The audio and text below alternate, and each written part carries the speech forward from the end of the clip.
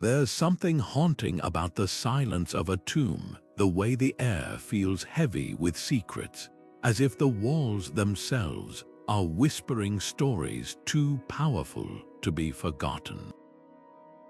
Picture this: you're standing in the shadow of a grand burial chamber, its entrance sealed for thousands of years.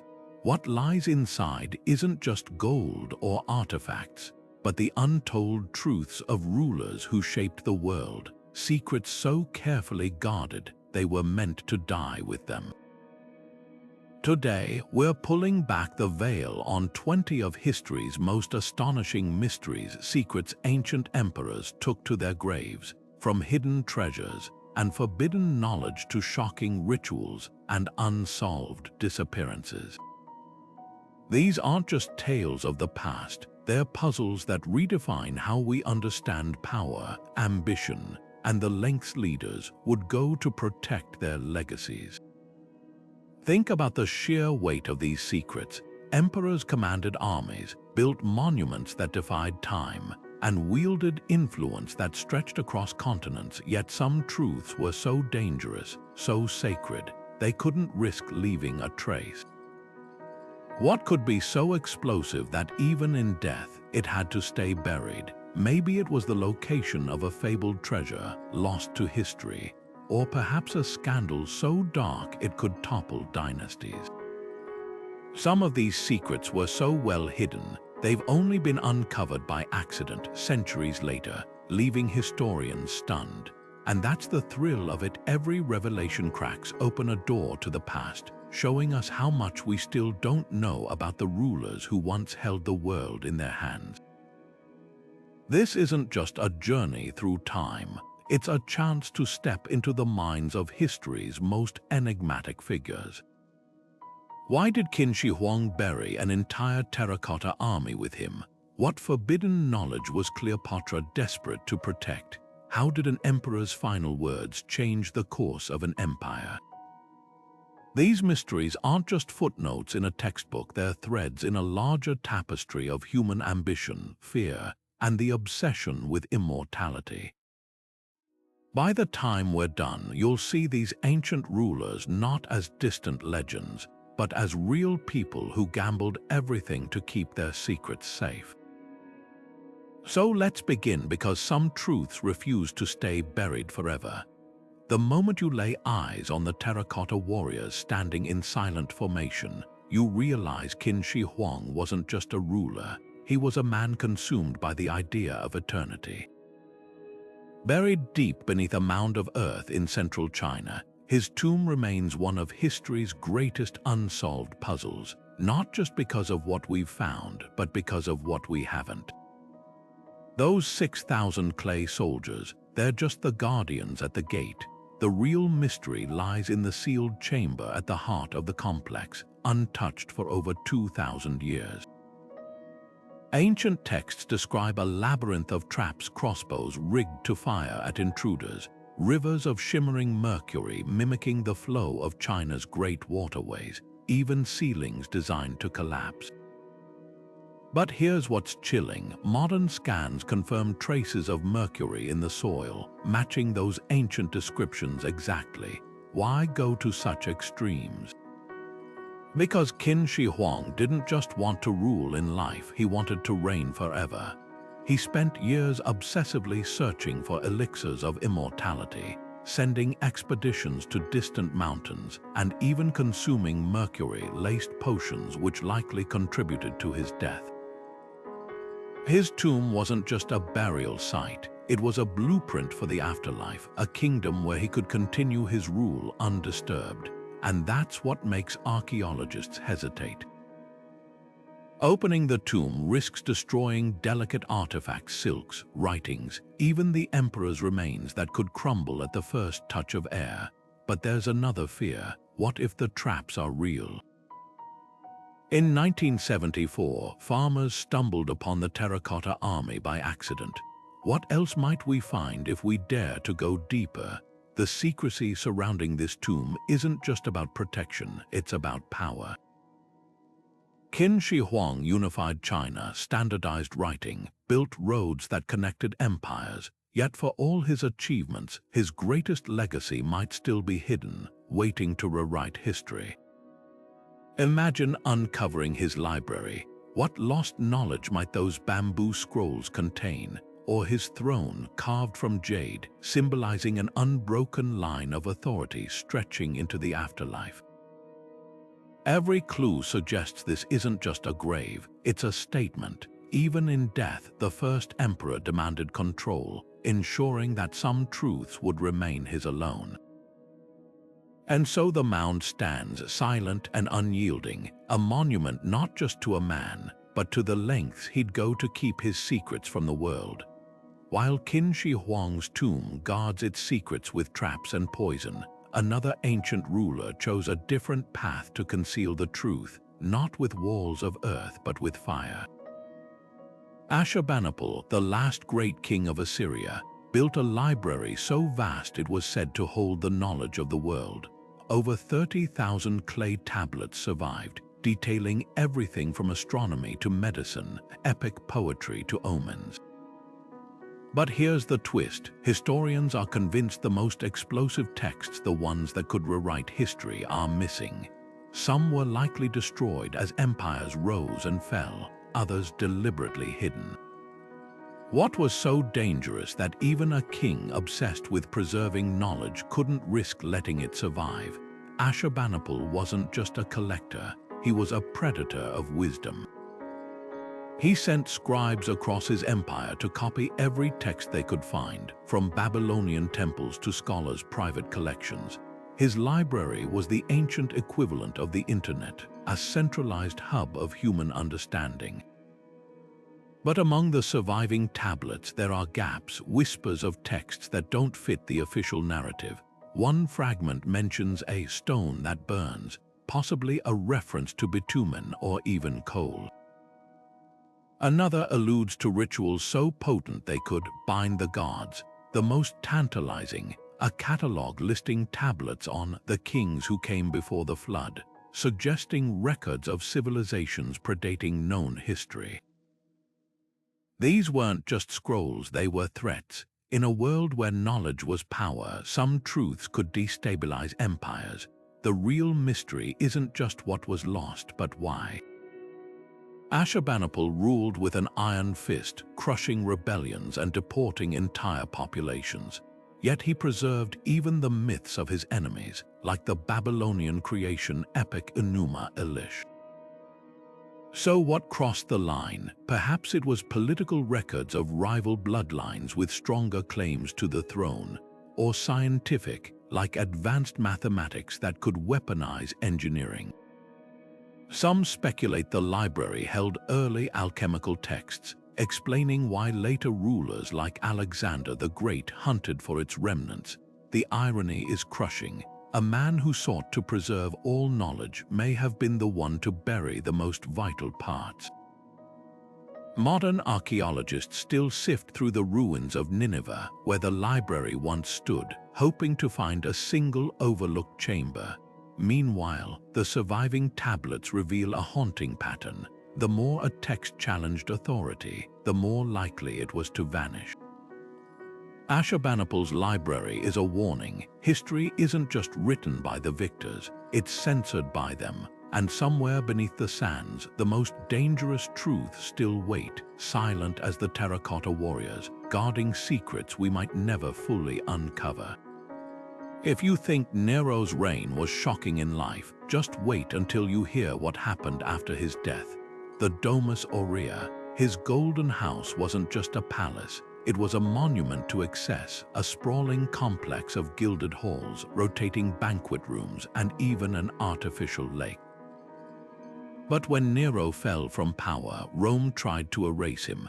They buried the Domus Aurea under new construction, as if shoving his legacy into a dark corner of history. Yet some secrets refused to stay buried. For centuries, those who stumbled upon the hidden chambers reported eerie encounters. Whispers in empty corridors, ghostly figures in frescoed halls, even artifacts that vanished when touched.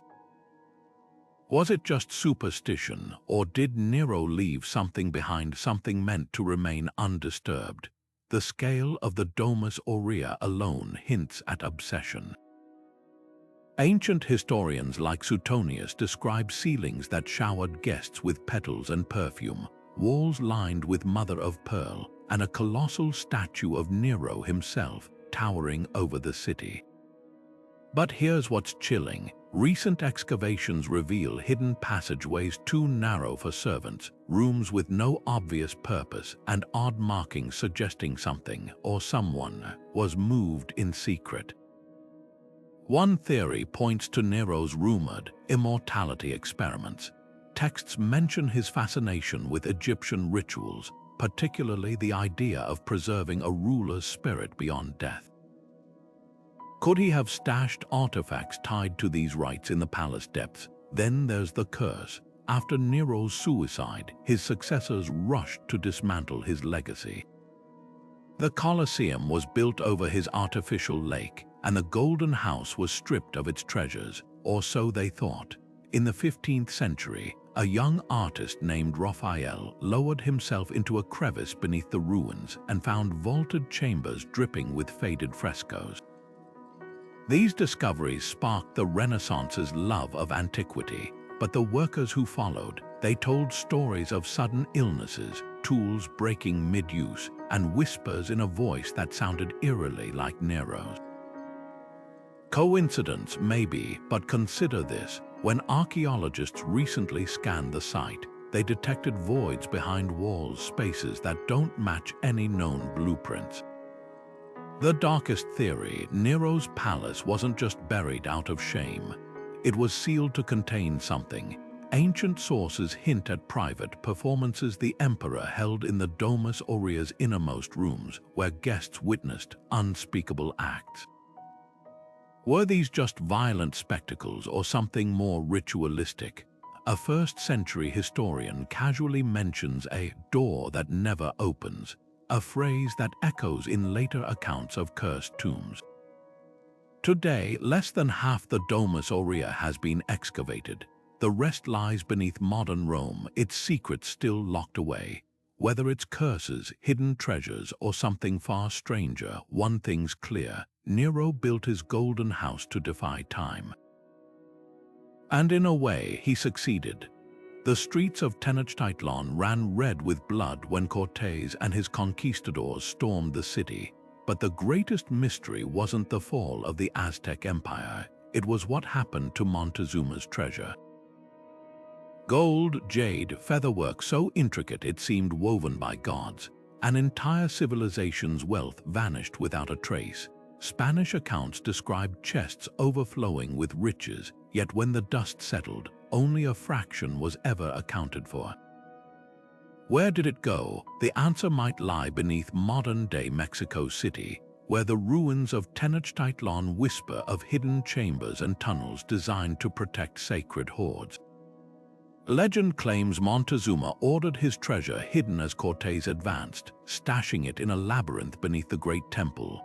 But here's what's chilling. When archaeologists mapped the sacred precinct, they found anomalies, walls that didn't align, cavities with no clear purpose.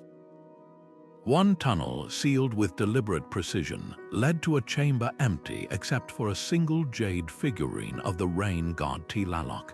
Was this a decoy, a test, or a clue pointing to something far larger? Spanish soldiers wrote of locals who spoke of rivers of gold flowing underground, not as metaphor, but as literal descriptions of hidden storerooms.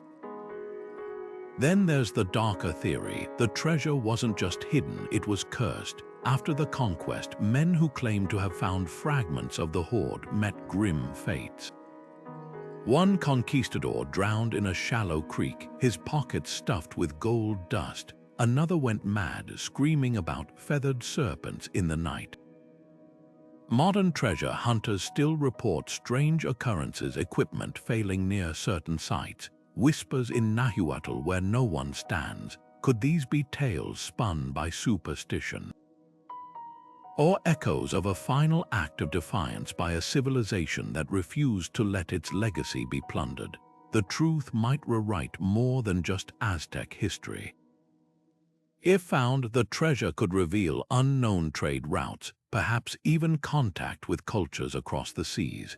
One Spanish priest's journal mentions metal discs with strange writing, fueling speculation that Montezuma's hoard held artifacts far older than the Aztecs themselves. Today, teams using ground-penetrating radar inch closer to potential discoveries, but the city guards its secrets fiercely. Every artifact uncovered raises new questions. Was this treasure meant to be found? Or was its disappearance the last, unbroken thread of Montezuma's reign, a final testament to a world that refused to surrender its soul? The Forbidden City's crimson walls and golden rooftops have long symbolized imperial power, but its greatest mysteries don't lie in the grand halls or ornate gardens. They're buried deep beneath the stone courtyards, in a network of vaults untouched for centuries. These hidden chambers weren't just storage rooms, they were time capsules carefully sealed by emperors who wanted to control not just their present, but how they'd be remembered. Imagine a trove of unread manuscripts, gifts from distant lands, even evidence of scandals that could rewrite dynastic histories. Yet despite modern technology, most remain unopened. Why? Because some doors, once opened, can never be closed again. Take the Qianlong Emperor, one of China's longest reigning rulers. His vaults allegedly held treasures from every corner of the known world, jade from Burma, clocks from Europe, even maps suggesting trade routes far earlier than historians thought possible. But here's the twist. When he abdicated in 1796, he ordered an inventory so secret only 3 people were allowed to witness it. The resulting catalogue, known as the Secret Palace Memorials, was later found to have entire sections deliberately damaged or missing. What was so explosive that even an emperor at the end of his reign couldn't risk leaving intact?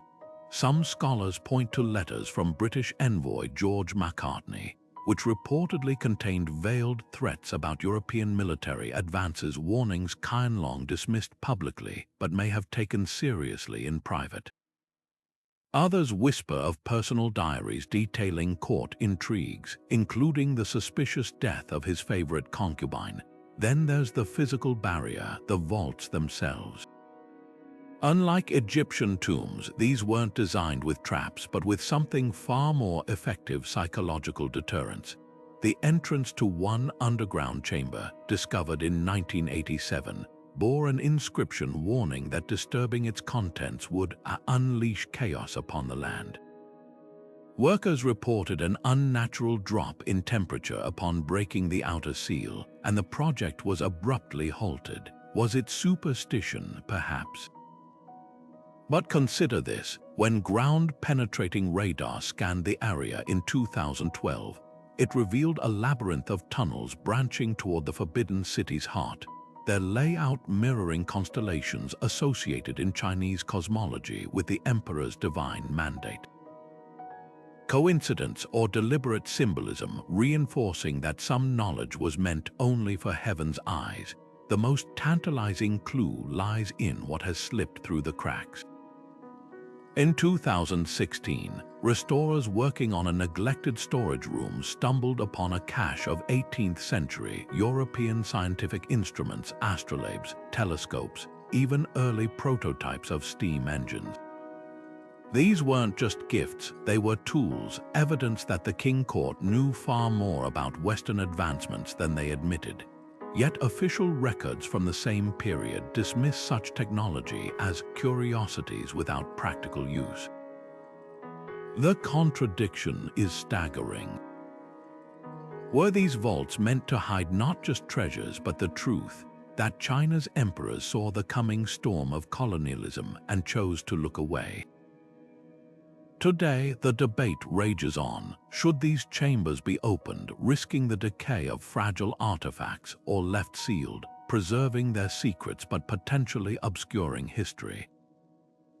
It's a dilemma that mirrors the emperor's own, fears that future generations might judge them not for their glory, but for their vulnerabilities, and so the vaults remain, silent as the stone guardians lining the forbidden city's gates, holding truths that could redefine empires.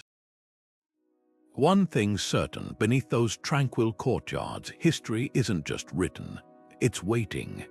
Charlemagne's reign united vast lands under one crown, but his most enduring mystery fits in the palm of your hand, a tiny book, barely larger than a modern passport, its pages crammed with symbols that defy translation. Known as the Codex Aureus, or Golden Book, this ornate manuscript gleams with gold leaf and precious gems, yet its true value lies in the unreadable script winding through its margins. Why would Europe's most powerful ruler commission a text no one could understand? The answer might rewrite what we know about medieval power plays.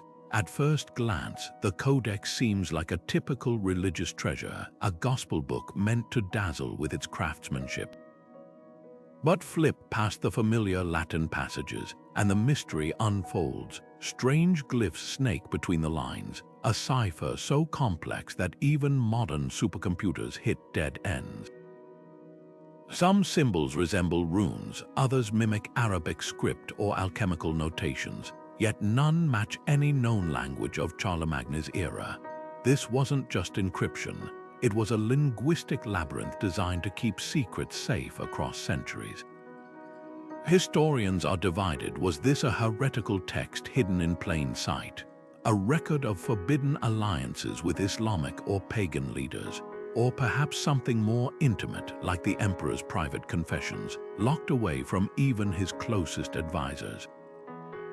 The context deepens the intrigue. Charlemagne ruled during a time when knowledge was power and power was fragile. His court at Aachen buzzed with scholars from Baghdad to Byzantium, trading ideas that could shake Christendom. One theory suggests the Codex holds lost scientific knowledge, astronomical charts or medical recipes deemed too dangerous to share openly. Another points to the Admonitio Generalis, Charlemagne's edict demanding uniformity in religious texts. Could his own book defy those very rules? The irony is delicious. A ruler who standardized Latin handwriting might have secretly preserved dissent in ink. Then there's the eerie timing. The Codex appeared around 800 AD, just as Charlemagne was crowned Holy Roman Emperor, a title blending church and state with explosive consequences. Some scholars whisper of a hidden coronation oath, one that bound future rulers to unspoken promises. Others note the book's survival through fires, wars, and the Reformation, as if some force ensured it would endure.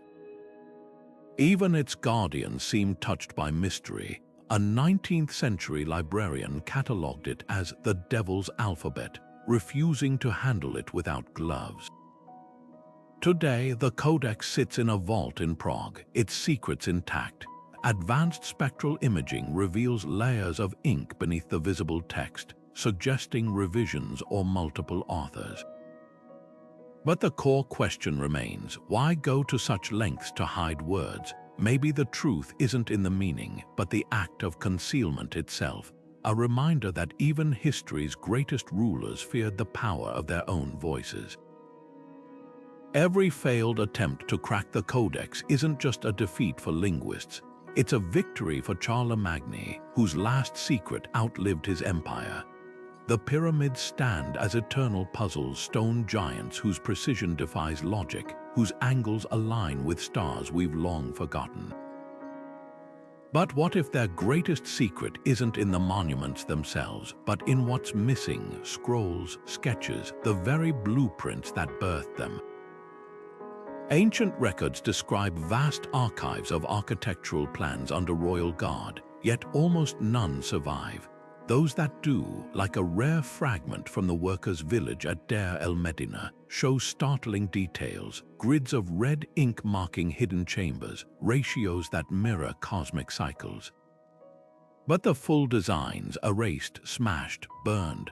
Why would pharaohs like Ramses II, who carved his name into every stone, systematically destroy the instructions behind his greatest triumphs? The answer lurks in the sacred nature of Egyptian mathematics. These weren't just construction documents, they were divine contracts. Temple walls depict gods handing rulers the cord of eternity, a symbolic measuring tool linked to the Nile's annual flood. The blueprints likely encoded this sacred geometry, turning buildings into celestial maps. A pyramid slope might represent Ra's descent to the underworld. A temple's axis could align with Sirius's rising. But such knowledge was dangerous. In the wrong hands, it might allow rivals to manipulate the same cosmic forces that legitimized pharaohs. Worse, it could reveal imperfections. X-ray scans of the Great Pyramid show hidden voids and misaligned shafts, proof that even master builders erred. Destroying the plans didn't just protect secrets, it preserved the illusion of flawless, God-given perfection. Consider the Temple of Horus at Edfu. Its walls boast detailed accounts of its construction, yet the actual diagrams vanish after describing the foundation rituals. Later, Greek historians like Herodotus wrote of Egyptian priests guarding books of Thoth containing architectural magic. Were these the lost blueprints? A clue emerged in 2019 when archaeologists uncovered a buried workshop near Luxor. Amidst chisels and pigment jars lay a limestone flake with a grid the exact proportions used to scale up statues. But the master template was gone, deliberately shattered. The message is clear: technique could be taught, but the grand designs belonged to the gods alone. This wasn't just about power, it was about immortality. Pharaohs believed their monuments would anchor their souls in the afterlife. A blueprint then was more than paper, it was a spiritual recipe. By erasing them, rulers ensured no future generation could alter their celestial bargains. Modern attempts to recreate these plans using AI reveal eerie gaps, as if the missing lines held intentional blind spots.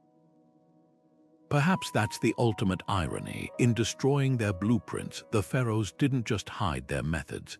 They turned their monuments into eternal riddles, ensuring we'd never stop searching for the hand behind the stone.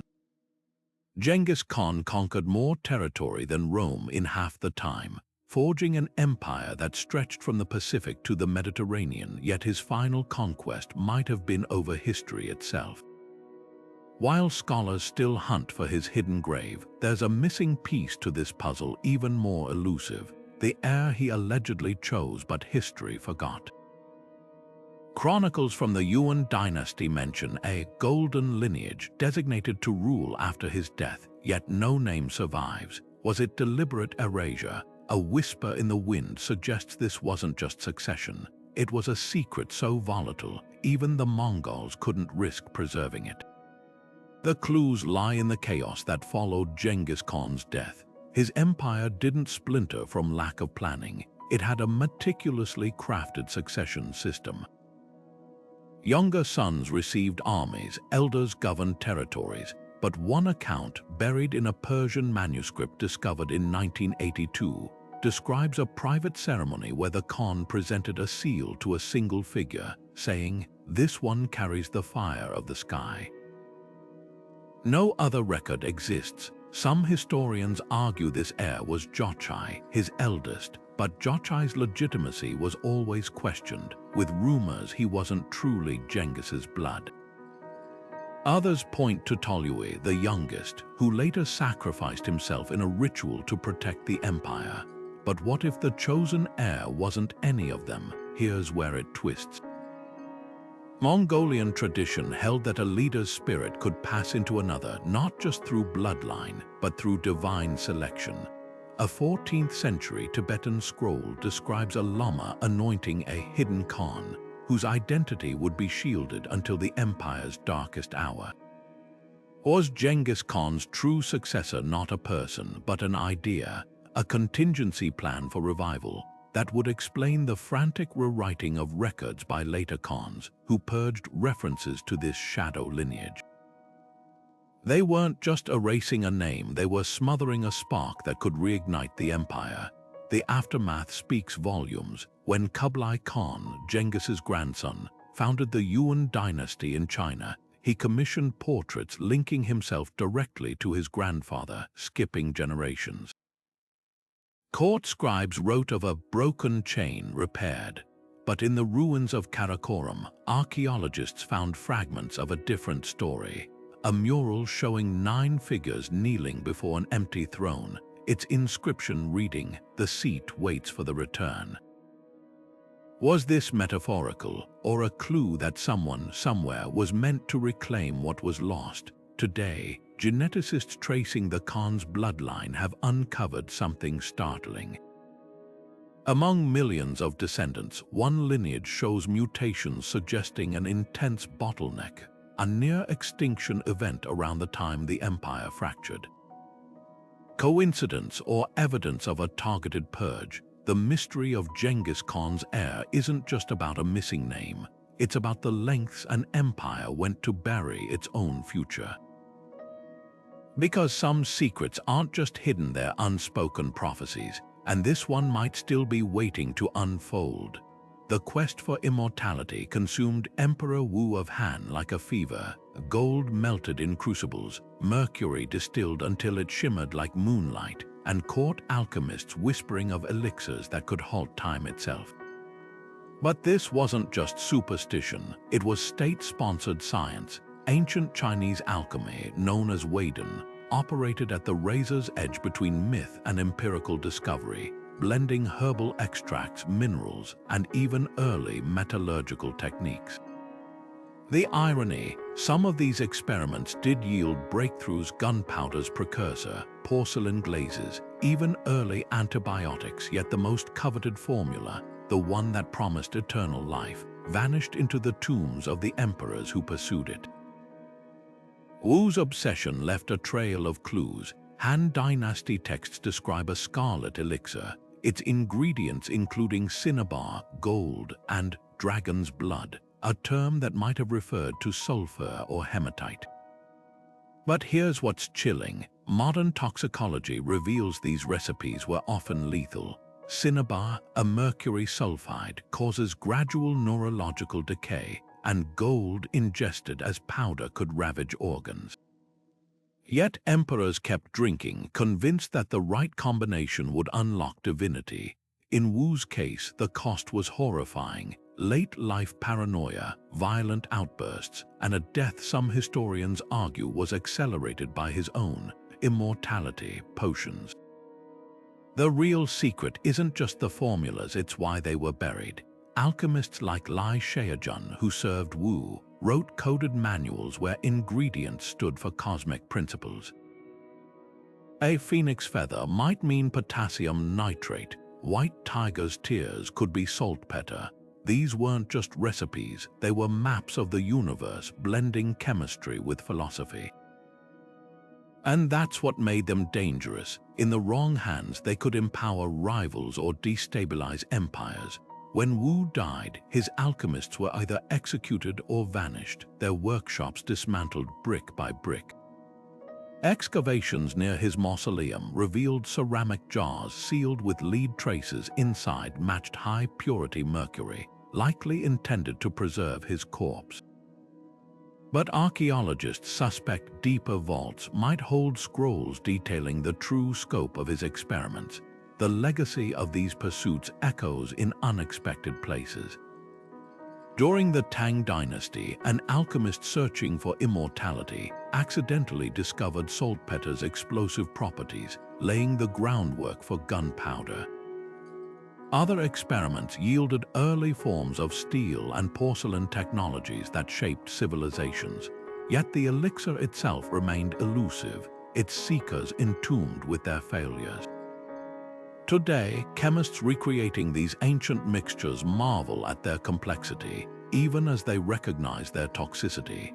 The tragic brilliance of Emperor Wu's quest lies in its paradox. In chasing eternity, he inadvertently pioneered sciences that would outlast him. His tomb, like so many others, guards not just a corpse, but a testament to humanity's oldest obsession, the defiance of time itself. Constantine the Great reshaped the world when he embraced Christianity. But what if his true legacy wasn't in the faith he championed, but in the texts he buried? Deep beneath the Lateran Palace, where emperors once walked, rumors persist of a sealed chamber containing scrolls so explosive they could rewrite religious history. These weren't just alternate gospels, they were early Christian writings deemed too dangerous for the public, texts that presented messiahs as mystics, resurrection as metaphor, and power structures as fallible. The irony is staggering. The man who unified the church might have also hidden the very ideas that could unravel it. The clues lie in the shadows of history. Eusebius, Constantine's court historian, casually mentions the emperor ordering a collection of sacred writings to be preserved for wisdom's sake. But preserved where? In the 4th century, Rome's underground networks weren't just tunnels, they were vaults for secrets. One account from a Byzantine monk describes a team of scholars working in a windowless hall beneath the Basilica of St. John Lateran, sorting texts into 2 piles, one for public canon, the other for the keeper's chest. No inventory survives, but fragments hint at what might have been hidden. A letter from Bishop Athanasius complains of lost letters penned by Paul, while Jerome's journals reference a Gospel of the Hebrews circulating among elite circles before disappearing. What makes these scrolls so volatile isn't just their content, it's their timing. Constantine's reign coincided with Christianity's transformation from a persecuted sect to a state religion. The Council of Nicaea, which he convened in 325, standardized doctrine to unify a fracturing empire. But what if some texts contradicted those decisions? The Nag Hammadi Library, discovered in 1945, proved that early Christians debated fiercely over Christ's nature. Some Gospels portrayed him as a teacher of secret wisdom, others emphasized his humanity over divinity. If Constantine's hidden scrolls contained similar ideas, their suppression wasn't just about faith, it was about control. A divided church meant a divided empire, and no ruler could risk that. Modern technology inches us closer to the truth. Ground-penetrating radar scans near the Lateran Basilica reveal anomalies consistent with buried chambers, but Vatican permissions for excavation remain elusive. Meanwhile, scholars pore over palimpsests, medieval manuscripts where erased texts lurk beneath later writing. One, found in a Sinai monastery, contained traces of a previously unknown gospel fragment describing miracles performed by Jesus' disciples, not just the Messiah himself. Could this be a whisper from Constantine's lost archive? The real mystery isn't whether these scrolls exist, it's why they still matter. In an age where faith and history intertwine, uncovering suppressed texts wouldn't just challenge dogma, it would force us to confront how empires shape truth. Constantine's buried library isn't just a relic, it's a mirror reflecting the timeless struggle between power and belief, between the stories we're told and the ones waiting beneath our feet. Among the ranks of Qin Shi Huang's Terracotta Army, there are faces that stop you cold not just for their craftsmanship, but for their unsettling humanity. While most soldiers wear the same stoic expression, a handful stand out with features so distinct they couldn't be mere artistic flourish. The curve of a brow, the set of a jaw, even the hint of a scar, these details suggest something extraordinary. These weren't generic warriors. They were portraits, but of whom? The answer might rewrite our understanding of the first emperor's most famous project. Archaeologists noticed the anomaly early. Of the 6,000 figures excavated so far, roughly 1 in 10 bears unique facial characteristics. Advanced scanning technology reveals even more startling details, subtle asymmetries, wrinkles, even dental variations matching real human anatomy. This wasn't mass production, it was meticulous recreation. One theory points to Qin Shi Huang's elite guard, the men who stood closest to him in life. Historical records mention his paranoia about assassination, his habit of changing sleeping quarters nightly. What better way to ensure loyalty in death than to bind their likenesses to his tomb forever? But there's a darker possibility. Some scholars argue these faces belong not to heroes but to enemies. The Qin dynasty rose through brutal conquest, and the emperor had a habit of erasing descent except, it seems, in clay. A terracotta head discovered in 1999 bears a striking resemblance to descriptions of General Bai Kai, a legendary commander who fell out of favor. Another has the high cheekbones and narrow eyes described in texts about the Chu nobility, a rival kingdom crushed by Qin forces. If true, this wasn't just memorialization, it was domination. By turning foes into eternal sentinels, Qin Shi Huang may have been staging the ultimate power play, forcing them to guard him for eternity, the most haunting theory. These faces represent the artisans themselves. Ancient Chinese burial practices often included sacrifices of those who built tombs, ensuring secrets died with them. But the Terracotta Army offers a twisted alternative. Instead of killing the sculptors, the emperor might have forced them to immortalize their own faces among the ranks. Infrared scans of clay fingerprints support this. Some statues show techniques unique to specific workshops. Imagine crafting your own effigy, knowing it would stand vigil over your ruler's corpse for millennia. It's a chilling thought, but one that fits Qin Shi Huang's reputation for psychological control. Today, as restoration teams painstakingly reassemble shattered warriors, they're uncovering more than broken pottery, they're piecing together lives. DNA analysis of pigment residues hints at regional origins, matching migration patterns described in bamboo scrolls. Some faces show traces of vermilion, a pigment reserved for high-ranking officials.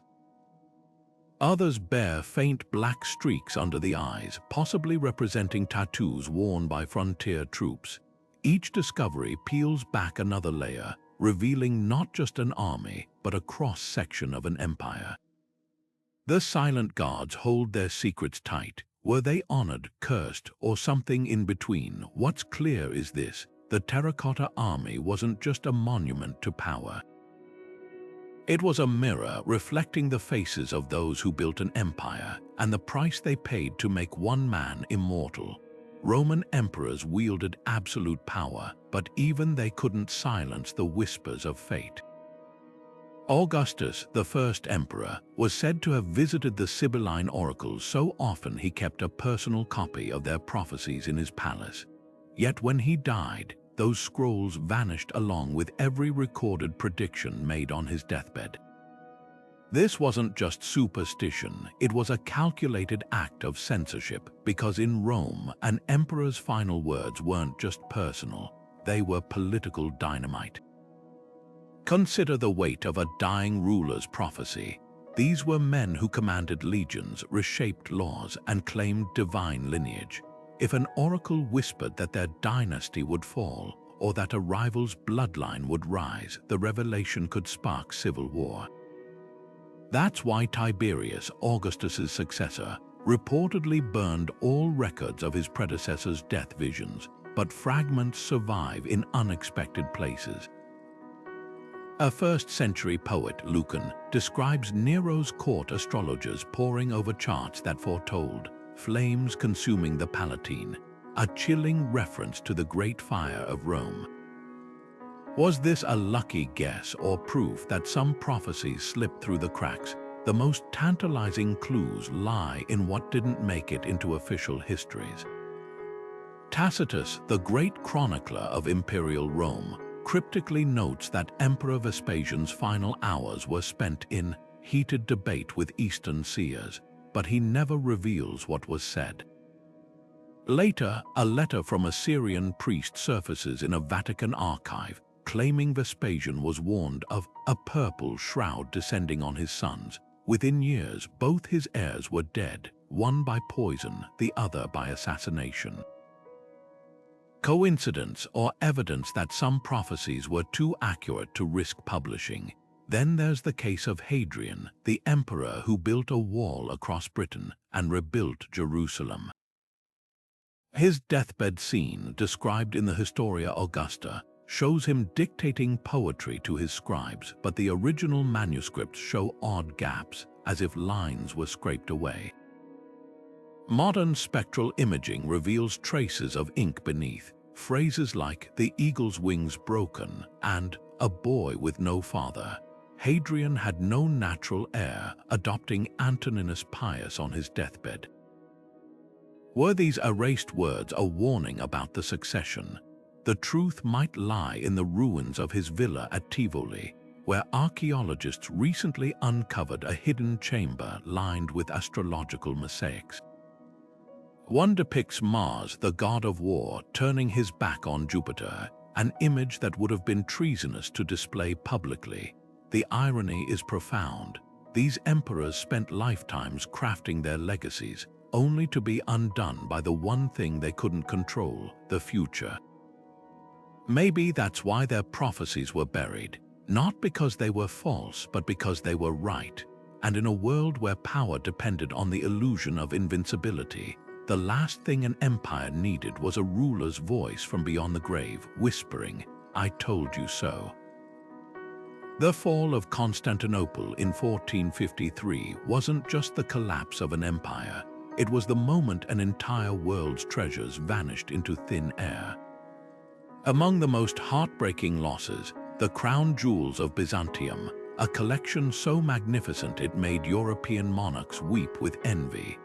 Gold diadems set with rubies the size of quail eggs, scepters carved from single blocks of lapis lazuli, even the legendary pearl-encrusted mantle said to have been woven by angels for Emperor Justinian himself. When the Ottomans stormed the city gates, these symbols of a 1,000-year reign disappeared without a single inventory, leaving behind only whispers and legends. One theory claims the jewels were smuggled out in the chaos, hidden in plain sight. A Venetian merchant's diary from 1454 describes a suspicious shipment of religious icons arriving in Rome, their crates suspiciously heavy for simple wooden carvings. Decades later, a Spanish cardinal's estate inventory mentions an Eastern crown gifted by an anonymous donor, its gems pried out and reset to avoid recognition.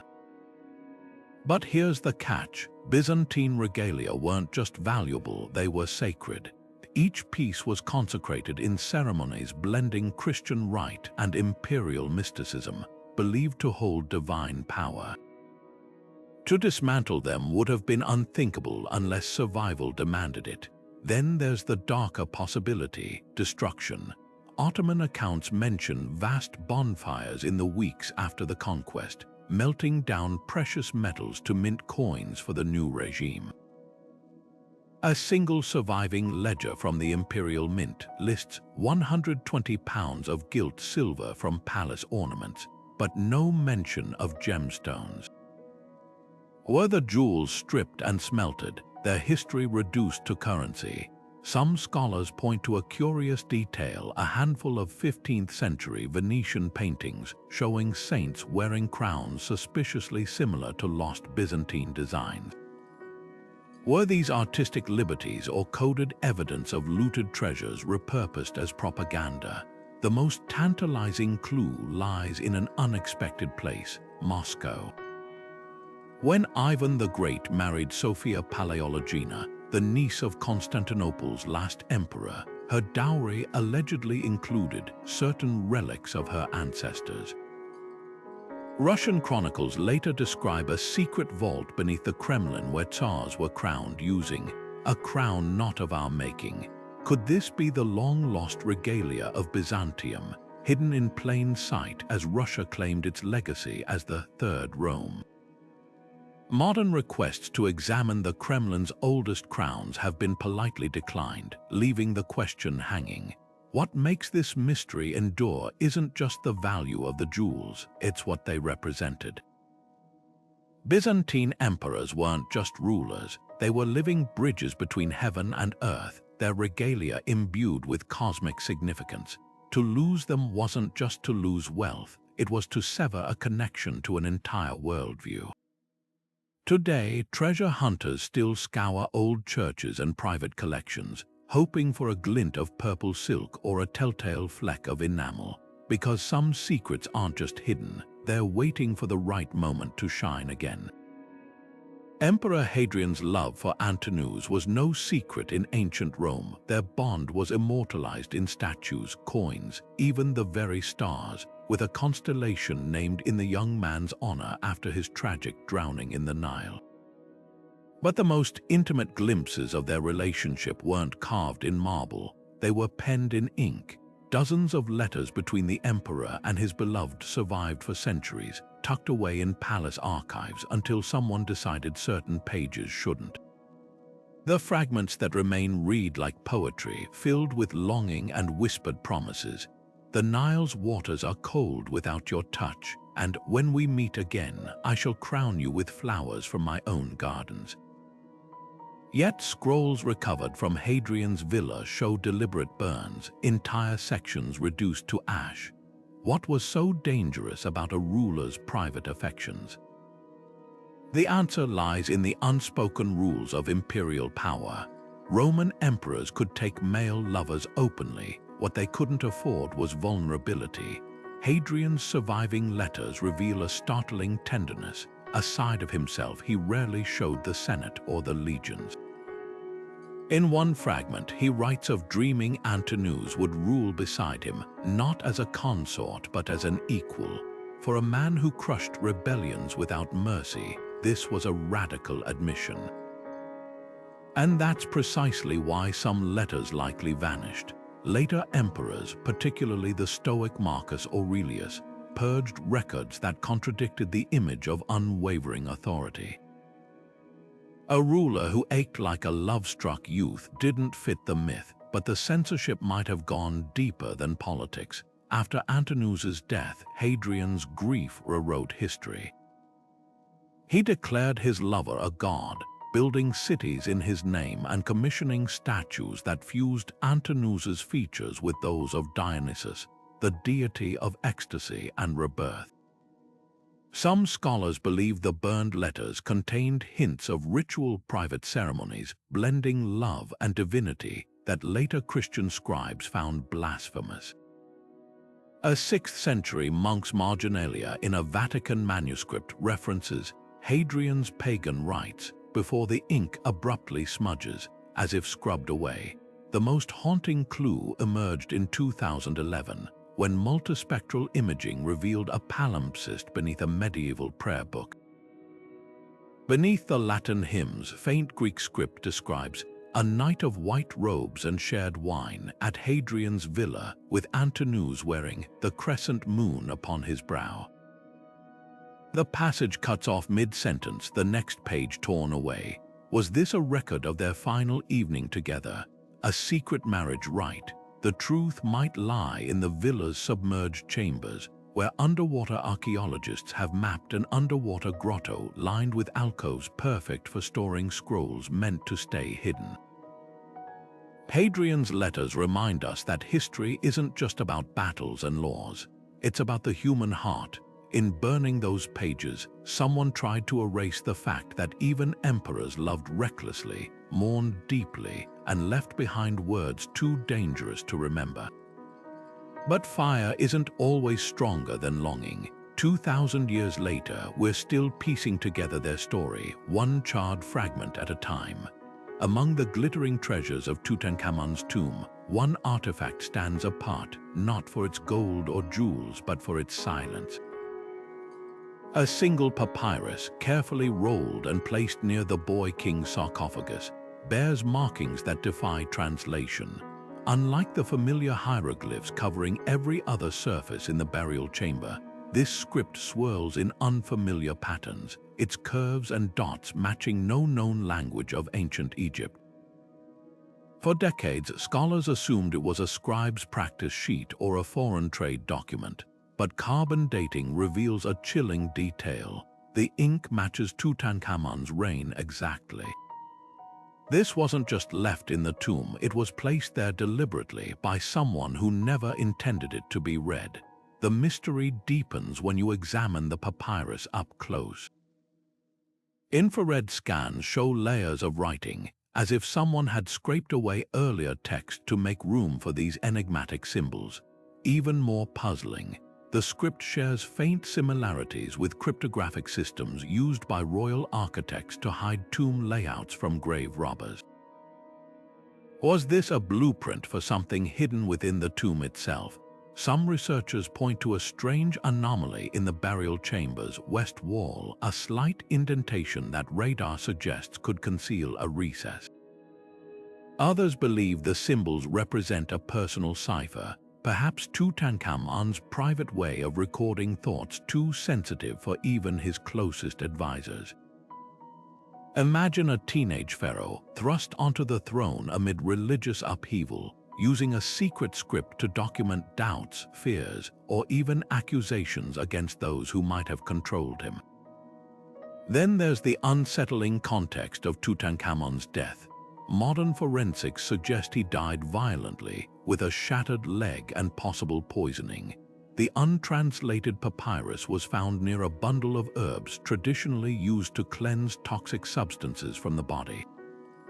Coincidence or a clue pointing to foul play? One tantalizing theory comes from a fragmentary letter discovered in the ruins of Amarna, written by a courtier warning of words that must not be written plainly. If Tutankhamun knew his life was in danger, this diary might be his final act of defiance, a message cast in code, waiting for the right person to break it. Attempts to decipher the script have led to dead ends and controversy.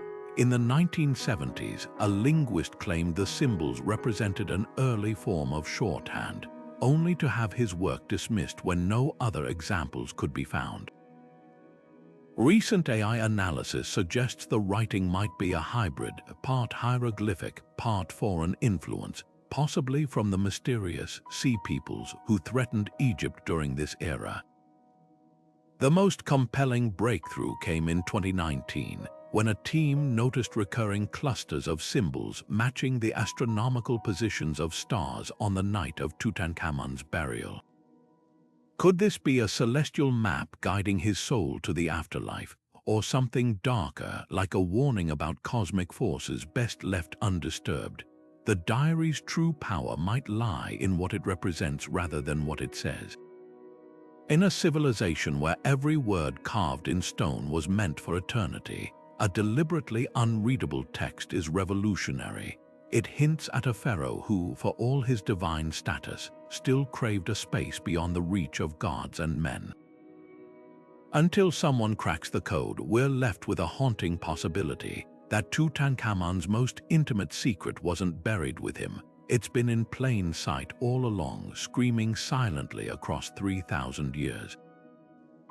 The scent of saffron and honey still clings to the bones of emperors long dead, not as a poetic flourish but as forensic fact. When archaeologists examined the remains of China's Wanli emperor, they found traces of a final feast so extravagant it defies imagination.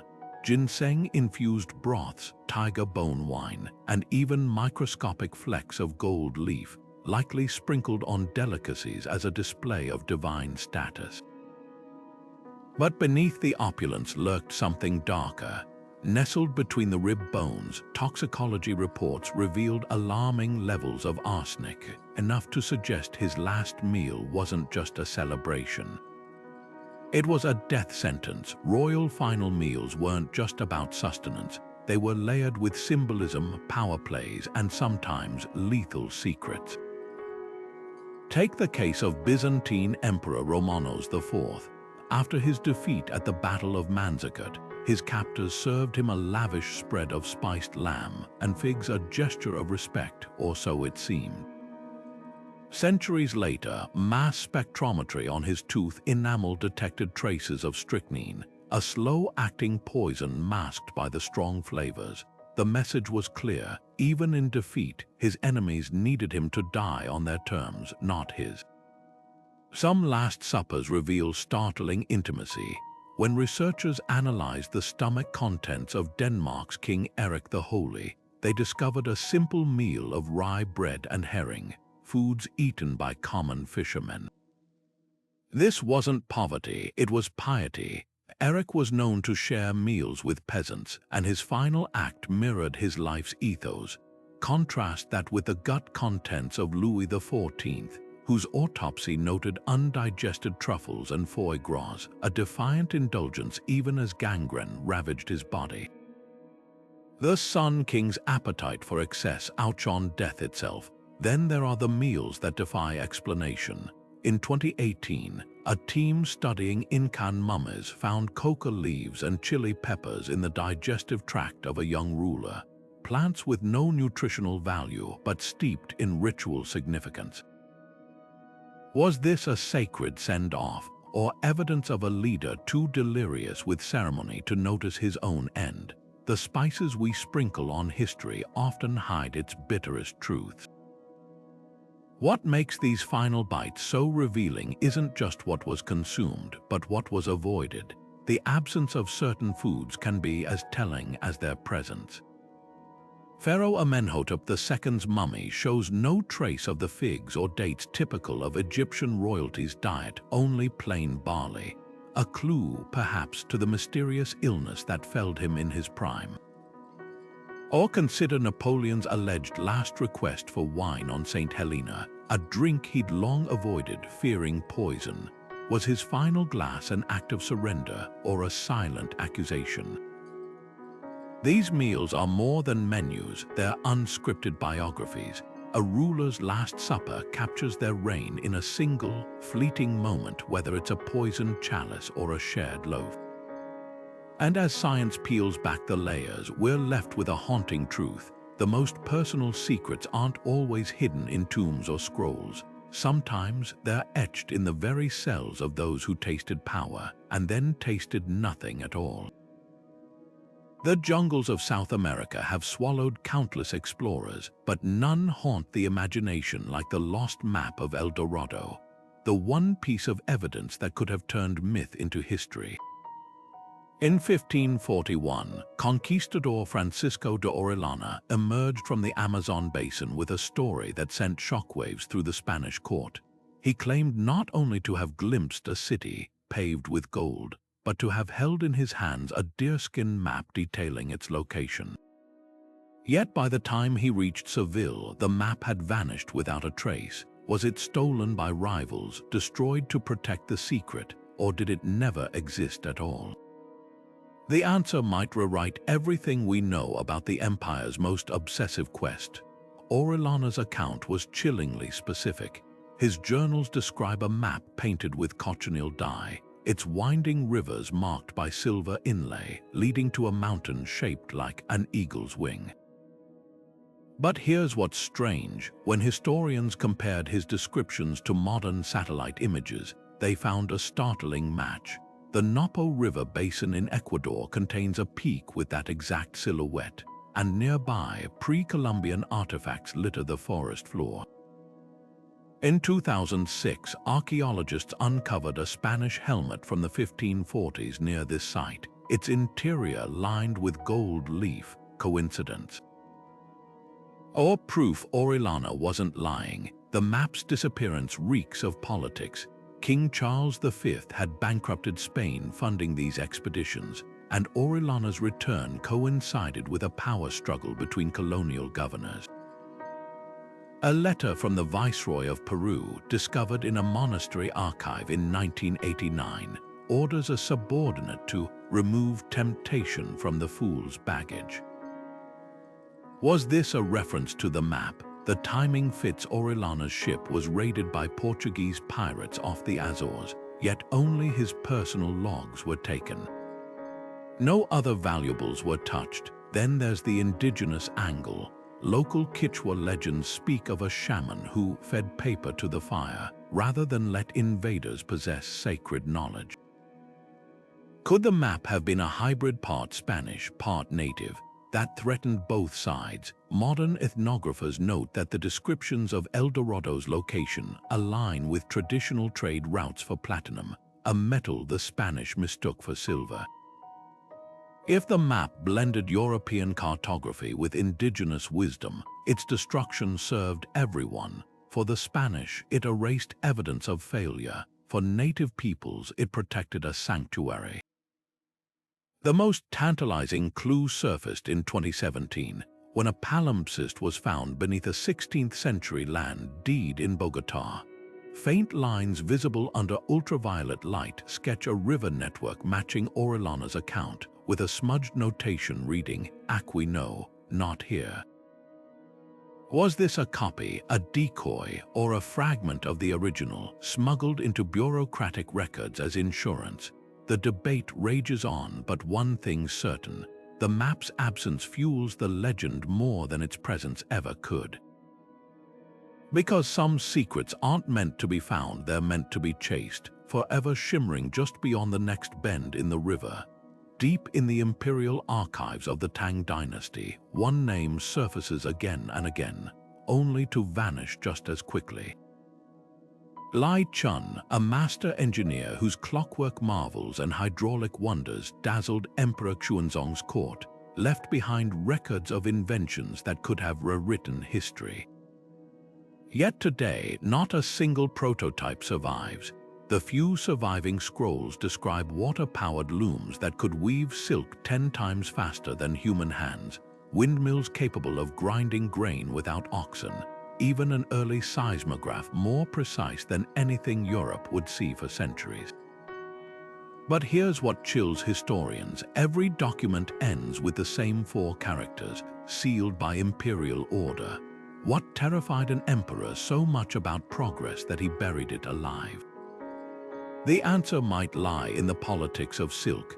China's monopoly on silk production bankrolled empires, and Lai Chun's automated looms threatened to flood markets, crashing prices.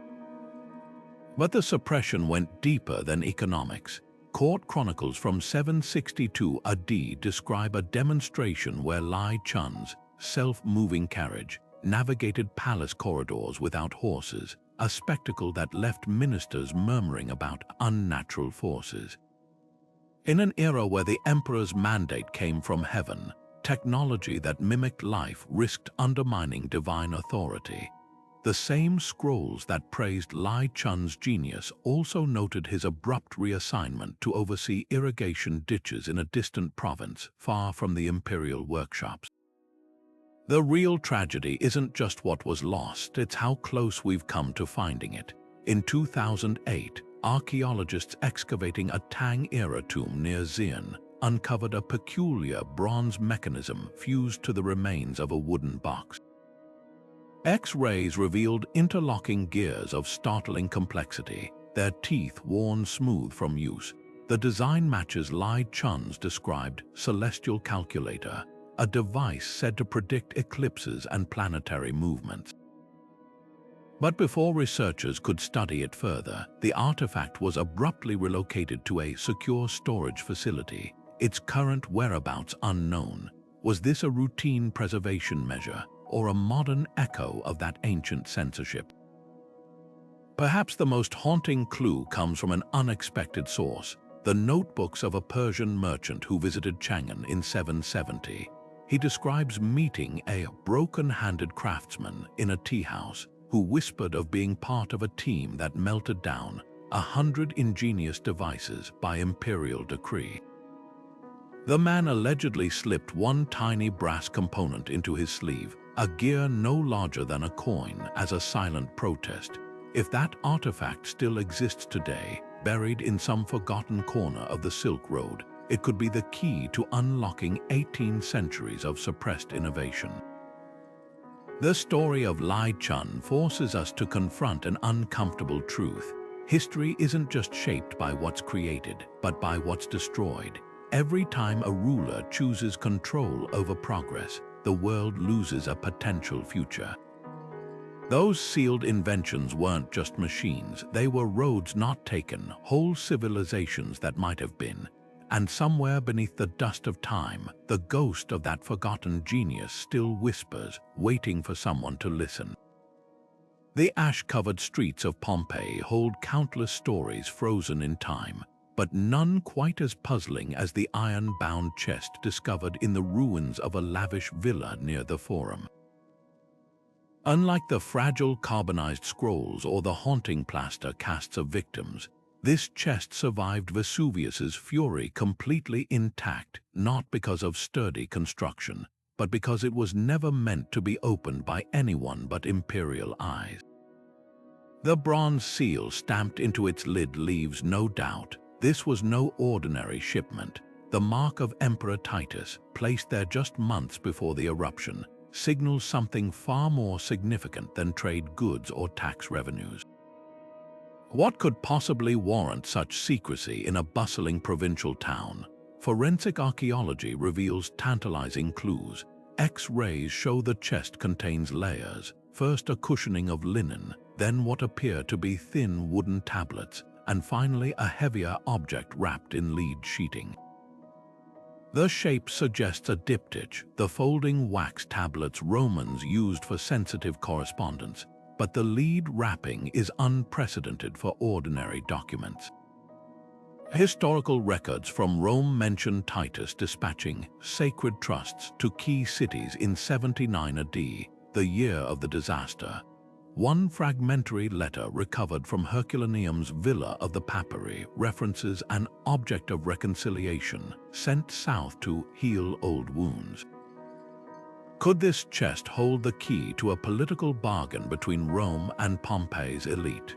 The context of Titus's reign makes this even more intriguing. Fresh from the brutal suppression of the Jewish revolt and the destruction of Jerusalem's temple, the emperor faced growing unrest in Campania. Pompeii, with its wealthy freedmen and independent streak, was a tinderbox. Some scholars theorize the chest contained sacred artifacts looted from Jerusalem, perhaps even fragments of the menorah, meant to buy loyalty from local temples. Others point to the lead lining as evidence of something darker, legal documents attesting to secret trials or worse, poison intended for a disloyal governor. The most compelling theory comes from a charcoal graffiti found nearby, reading, "The eagle's shadow hides the wolf's fangs." In imperial symbolism, the eagle represented Rome's legions, while the wolf was the emblem of Pompeii's founding myth. Was this chest both threat and olive branch? Modern technology edges us closer to answers. Neutron imaging detects traces of cinnabar within the chest, a mercury-based pigment used only for imperial decrees or religious texts. Yet the lead wrapping blocks further scans, leaving researchers at an impasse. To open it risks destroying irreplaceable contents. To leave it sealed means preserving a mystery that's endured for 2 millennia. The dilemma mirrors Pompeii itself, a city suspended between destruction and discovery, where every shadow holds a story waiting to be told. What makes this silent witness so haunting isn't just its unknown contents, but what it represents about the reach of imperial power. In a world without instant communication, objects like this chest were the threads that bound an empire together, sometimes with gold, sometimes with iron. Whether it carried forgiveness or a hidden blade, one thing's certain: Titus meant for this message to outlast time itself, and in the ashes of Pompeii it has. The ink on Cleopatra's final letter to Octavian had barely dried when history decided to silence her voice. Fragments of drafts were discovered centuries later in the ruins of Alexandria's royal library, scraps of papyrus bearing her unmistakable seal, the words smudged by haste or perhaps tears. These weren't the polished declarations of a queen to her conqueror. They were raw, unguarded, and shockingly personal. One phrase leaps out: "You ask for surrender, but what you seek is my humiliation." Another, more chilling: "The venom in your smile tastes familiar, but the final version, the one she intended to send, it vanished, leaving behind a question that echoes through time. What did the last ruler of Egypt truly say before the end? Context makes these fragments even more explosive. This wasn't just any correspondence, it was a chess move in a deadly game. Octavian, the future Augustus, had Cleopatra cornered after the Battle of Actium, yet she still wielded power beyond armies. Her words could sway public opinion, ignite rebellions, or expose secrets Rome wanted buried.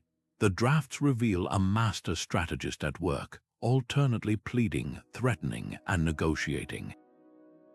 One passage references the son you deny, a likely nod to Caesarion, Julius Caesar's alleged child with Cleopatra. Another alludes to Alexandria's hidden libraries, teasing knowledge Octavian might crave. But the most revealing line, "You will never sleep soundly while my story lives." This wasn't surrender, it was a promise. So why was the final letter suppressed? Roman historians claim Cleopatra chose silence, opting instead for the drama of her suicide. But the fragments tell a different story. Ink analysis shows revisions where tone shifts abruptly, from defiance to something resembling cooperation. Was this a ruse, a last attempt to protect her children, or did Octavian intercept it, fearing its contents? A clue hides in the writings of Plutarch, who mentions a sealed scroll delivered to Octavian's camp the night Cleopatra died. He describes the emperor reading it, then immediately ordering the destruction of her personal correspondence. The timing is too perfect to ignore. The real tragedy lies in what we've lost. Cleopatra was a polymath who spoke 9 languages, authored medical texts, and revolutionized Egypt's economy. Her final letter wouldn't have been just words, it would have been her last act of statecraft, a document capable of reshaping her legacy. Modern scholars note eerie parallels between the drafts and Shakespeare's portrayal of her, suggesting the bard might have had access to now lost sources. Was the letter's true power not in its threats but in its humanity, a mother's plea, a scholar's lament, a queen's defiance, all rolled into one? Perhaps the greatest secret isn't what the letter contained, but why its absence matters. In a world where history is written by victors, the unsent letter symbolizes all the voices we'll never hear. Cleopatra knew this. Her drafts, with their crossed-out lines and revisions, show her wrestling with how to be remembered. The fragments that survive are like shards of a mirror, each reflecting a different version of the woman behind the myth. And that's the irony. By silencing her last words, Octavian ensured they'd haunt us forever. Some silences echo louder than speeches.